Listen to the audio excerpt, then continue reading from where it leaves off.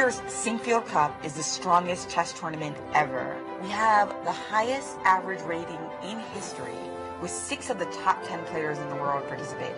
And that includes world number 1, Magnus Carlsen, also the defending champion from last year's Sinquefield Cup. The very best in chess competing today at the St. Louis Chess Club for the 2014 Sinquefield Cup. And our complete coverage from first move to winning move starts right now.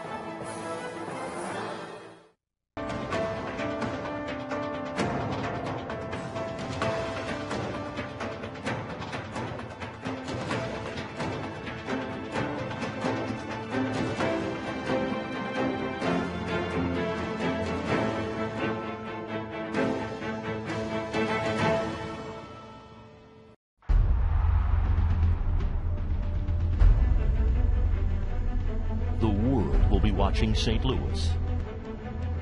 The best in the U.S. The best in the world. Only one will be king. The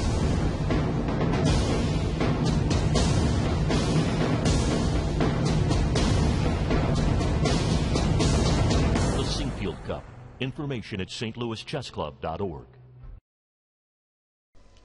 Hi folks, John Cordisco here with another game from round 3 in the highest rated chess tournament ever in the history of chess, currently being played in St. Louis, Missouri, right in the heartland of the United States, between Veselin Topalov from Bulgaria, former world champion, and the pride of U.S. chess, Hikaru Nakamura from the United States, is black.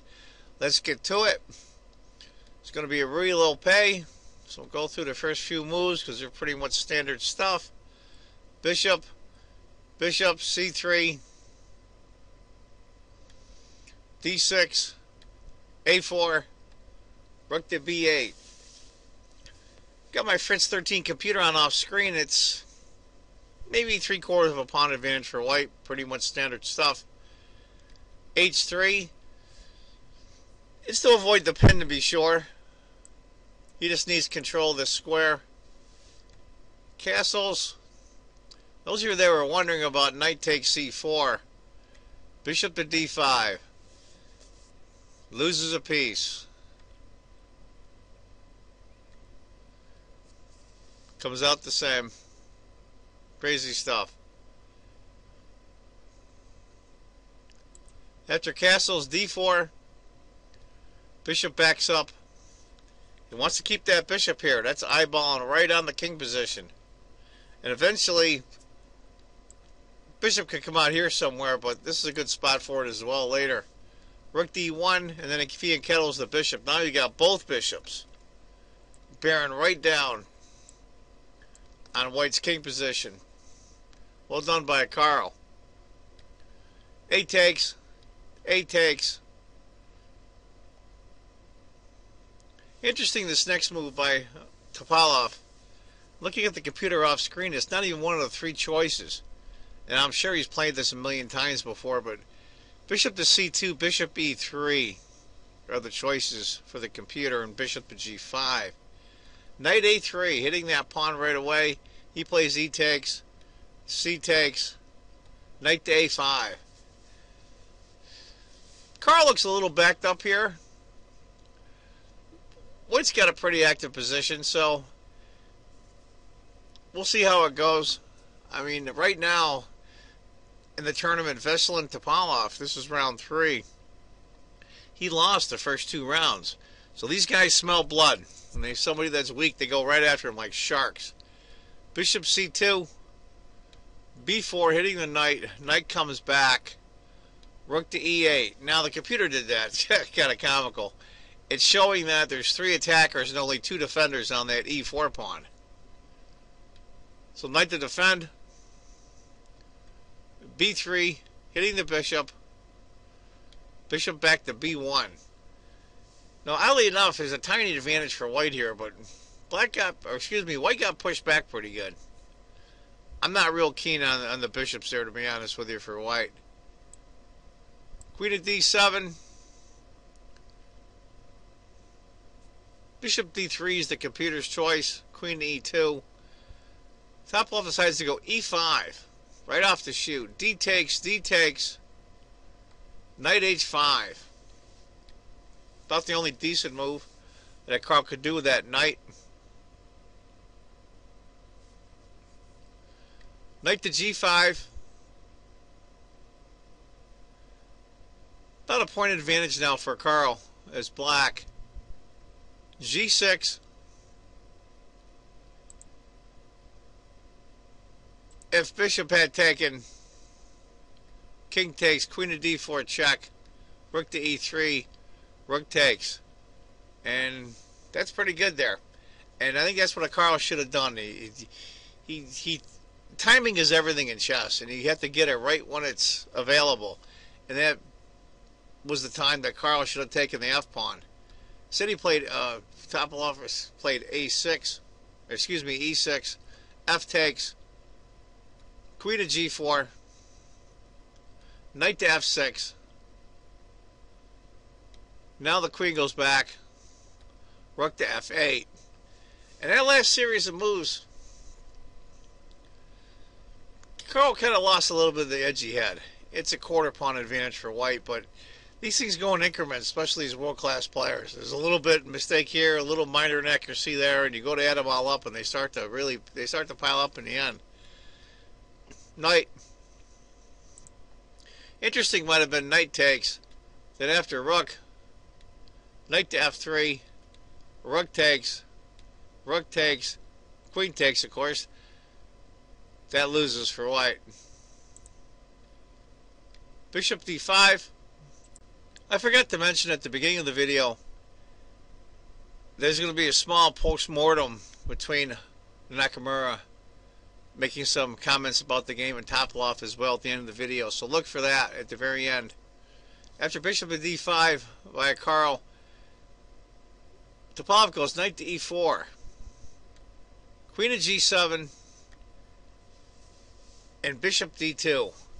Now I got to tell you, for me, I'm an average player, but this is incredibly complicated. Oh my gosh. I mean, you still have both sets of bishops, both sets of knights. Granted, the pawns are a little bit low, but this is really interesting. And then you got the bishop still back here, and then the pawn kind of stuck. It's an interesting position to be sure. Knight to C6 by Carl. Knight to H5, the computer says, should be at least looked at. And after knight, the bishop takes, G takes, knight C6, knight takes, queen takes B2, hitting both the rook and the bishop, so black's going to get his piece back. Knight takes, queen takes, bishop takes, H takes, with a small advantage for black. Even though he's down the exchange, he's got a bishop and a pawn for the exchange. After knight to C6, knight takes, bishop takes, bishop C3. And this is where I think Carl stumbles. The computer calls for rook B E8 for black. Logical move. Second choice by the computer is E5. And the score goes up dramatically. It's almost a 2-point advantage now for white. I think Carl missed that one. If he had played rook B to E8 after rook takes, queen to D7, it's still white's favor, but it's not nearly as much. After E5, rook takes, and then Carl makes another inaccuracy. I'm a little surprised. That's knight to D5, which looks like a very natural move. You want to know the truth of it. But the score has now gone up dramatically. Dramatically. It's an over 3-point lead now for white. Queen to C4. Bishop takes check. Now that bishop takes is too late. King to H1. Rook to B4, hitting the queen. Bishop takes. Queen takes. Bishop E4. And I think Carl got flustered here. He's very seldom very low on time. And it looks like another natural move. The computer calls for rook to d8. Granted, it's still a bad position. He played rook to f6. And now the score jumps all the way up to almost 6-point advantage for white. That's really a shame.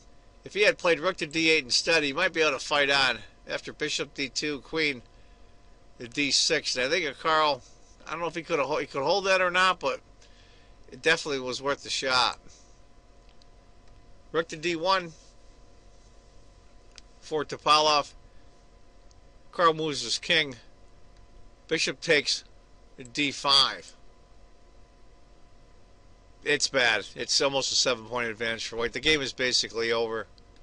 Bishop takes. Queen takes. And that's where Carl Nakamura, the number 1 rated player in the United States, resigns. Give you an idea, after queen takes, rook takes, you're doomed. It's a piece for a pawn. Tough break for Carl. Being that Magnus Carlsen also lost his round, was a chance to catch up a little bit in the standings. But still only round 3 with 10 rounds total in the highest rated chess tournament in the history of chess. The 2nd annual Sinquefield Cup. I hope you enjoyed it. Also want to thank, I've got quite a few new subscribers in the last week and a half, and I very much appreciate that. Thank you very, very much. And as always, if you think chess is just a game, you're not playing it right. Take care, folks. Bye-bye. Winning always feels good, guys, no matter what. I'm sure he's going to agree with Grandmaster Vasyl Topalov. Welcome to the show. Congratulations on your victory. Much needed victory. You were down in the hole. What was your mindset coming into this game playing against Nakamura today? Well, I mean, it's, I don't have this problem of think about the results. It just, the way I think it's totally different. Like, I'm going for the game and, it's not about the result somehow. So today, of course, I won, but it was, from my point of view, quite a terrible game.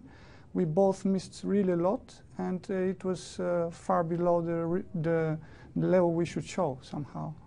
But okay, of course, it definitely is better to win than to lose. But we missed some, especially Hikaru. He missed some simple moves, or maybe they were not so simple, but he could have won in probably 20 moves with black.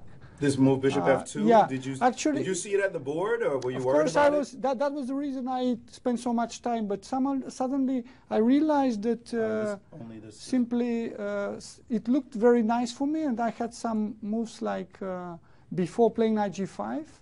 Or before this, you want to go? Yeah, I mean here my original intention was to go some e6, but somehow it doesn't work. It looked very nice that I have all my pieces, and black looks like the knight is misplayed. But of course, first both knights are on, on the rim. But it looks like black is completely fine, maybe even better. So because if I move my knight, then the problem is that black changes queens and then attacks my pawn. So I mean, of course, I blundered because.